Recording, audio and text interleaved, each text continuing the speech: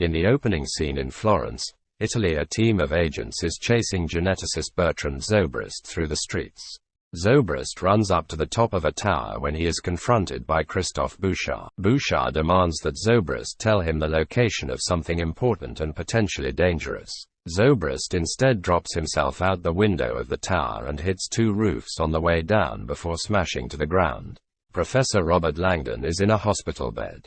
He has a head wound and is suffering from disturbing visions of a hellish scene in which people are shown writhing in pain, while others are burnt and some people have their heads turned backward. Langdon hears voices and sees someone in a hood, along with other people wearing plague masks. When he awakens, he meets Dr. Sienna Brooks, who claims to have been a fan of Langdon's work since she was a child. Sienna tells Langdon he is suffering from retrograde amnesia as a result of the wound. Moments later, an assassin named Vaentha comes in disguised as an officer. She shoots one doctor and then tries to break into Langdon's room to kill him. Langdon and Sienna escape the room, but Langdon is losing blood after the IV is pulled off his arm. They make it into a cab as Langdon passes out. Langdon wakes up in Sienna's home. He asks her for coffee, despite somehow forgetting the word for it. As she goes to get it, Langdon looks on his laptop to check his emails. He finds one from a man named Ignazio Busoni. The message states that Ignazio is safe, as is something that he and Langdon have apparently stolen, as well as the message, Paradise 25. Among Langdon's possessions, he and Sienna find a Faraday pointer, which contains the famous Map of Hell by Sandro Botticelli, which was inspired by Dante's Inferno. It contains letters and Zobrist's name. The two watch a video of Zobrist speaking about his viewpoints on humanity and how the world must be cleansed.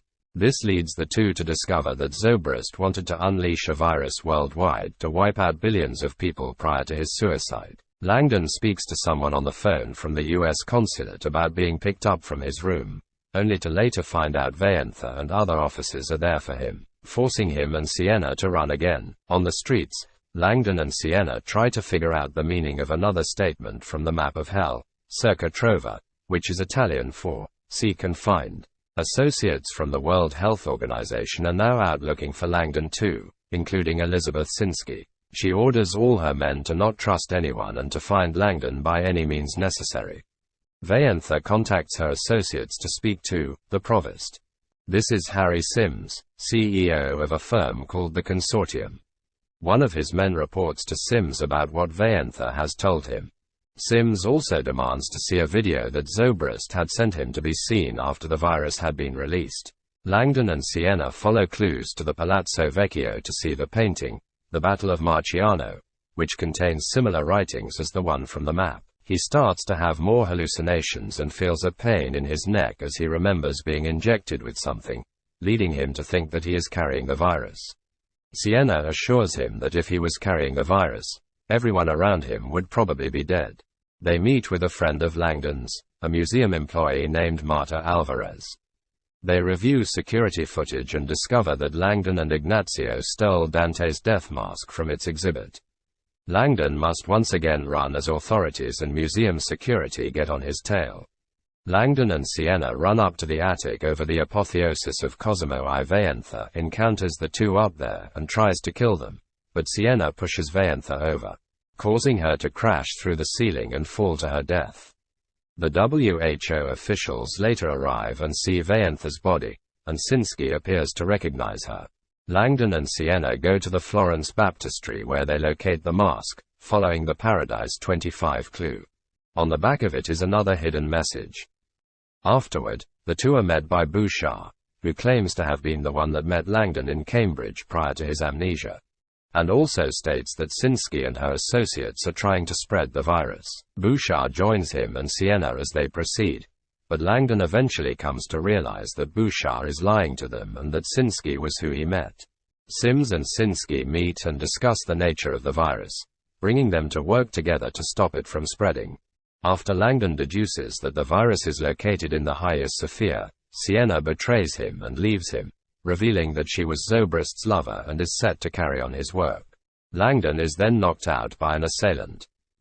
We see an extended flashback of Sienna and Zobrist as lovers as he was explaining his philosophy and work to her, which she grew to follow and support. Since they used to play treasure hunts, Zobrist left clues for her to find in case something were to happen to him. Langdon wakes up and finds he was captured by Bouchard. He was conspiring with Sienna as well. Sims shows up and stabs Bouchard in the neck, killing him. Sims then explains to Langdon that his associates had drugged him with benzodiazepine after he had met with Sinsky and created a fake head wound so that he could help solve the Inferno mystery. Everything that happened in the hospital was also a setup. Langdon and Sims rejoin Sinsky and locate the tomb of Enrico Dandolo, which leads them to figure that the virus will be exposed at the Basilica Cistern in Istanbul. The heroes arrive at the cistern to stop the spread.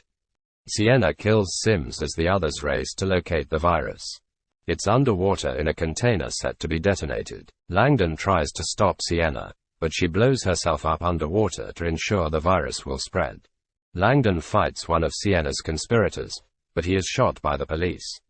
Sinsky then manages to keep the virus contained. The WHO takes the virus away. Langdon and Sinsky part ways, but she first returns to him a Mickey Mouse watch that he had lost after their initial meeting. Langdon returns to the museum to ask a security guard to turn the light up on the Dante mask. The guard enters the room and is stunned to discover the mask in its spot. Langdon just walks away smiling.